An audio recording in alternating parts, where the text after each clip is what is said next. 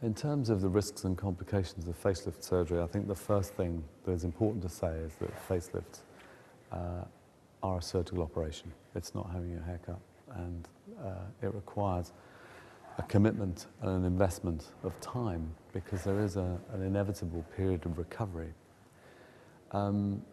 As with any surgical operations, there are potential complications that relate to your body as a whole. So, whether you can get an infection or you can get a clot in a vein or something like that, or complications that relate specifically to the surgery on the face.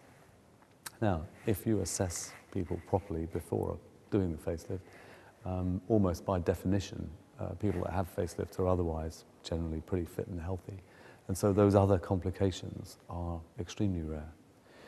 In terms of the complications that happen in the face, most of these, thankfully, are very, very minor.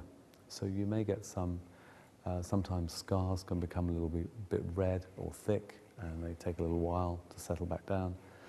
There is some inevitable numbness, and that can take a little while to go away. Very occasionally you can have some delayed healing of the wounds. And it's those sort of relatively minor things that can happen, as with any procedure.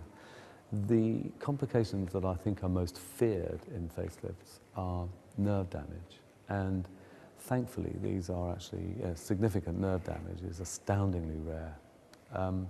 The other thing that can happen is that immediately after the operation, you can actually bleed. And whilst anyone can bleed after an operation, if you bleed after a facelift, it can produce a sudden swelling in the side of the face, and that may have implications for how the wound heals, how the skin heals, and actually it's a surgical emergency that you have to get rid of that and sort it out there and then.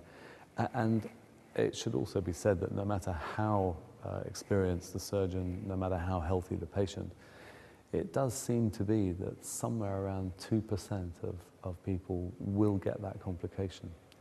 The risk is higher if you're a smoker, if you've got high blood pressure, if you're taking medication that thins the blood, and actually if you're male, whether that's because male skin, the beard skin, is more vascular, we don't really know.